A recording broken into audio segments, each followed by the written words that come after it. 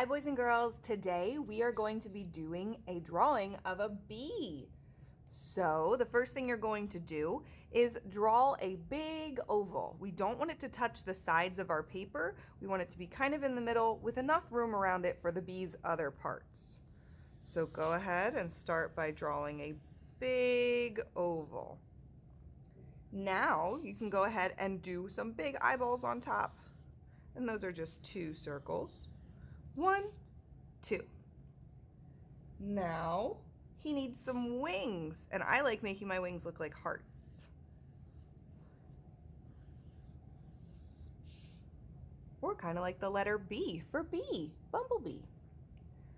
Now he needs a stinger, and that's just like a part of a triangle. And the part of the triangle attaches to the bee's body. It's not floating off in space. I started all of these lines touching the bee and going back to the bee. Next, we are going to give him some antenna, and I just like doing little curly cues. We're also going to give him eyes to see out of, so he needs his pupils. He's also missing some stripes. So I want you to put 4 lines across your bee. 1, 2, 3, 4. Once you have 4, you can stop. And the last thing you're going to add is a smile. Once it is all done, you're going to cap your ink and we're going to paint him.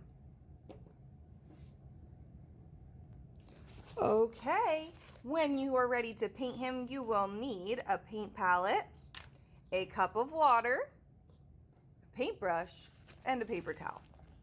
We're going to start by waking up the colors we want to use. I am going to use blue, yellow, and black. So you just take your brush, dip it in the water, and then put it into the paint and tickle the paint to wake it up. Wake up, paint.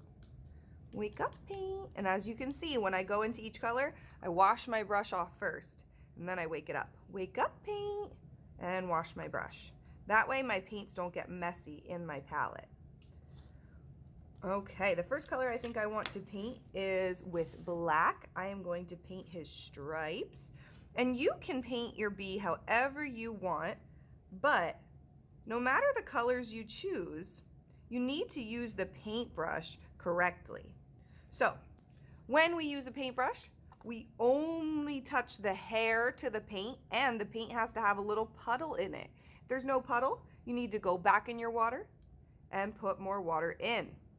You tickle the puddle with the hair of the paintbrush, and then you paint with just the hair.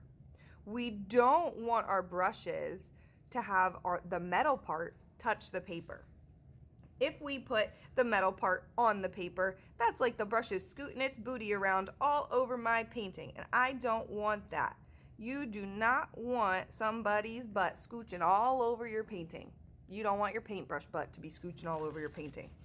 So we only use the hair. Make sure our paint is always wet.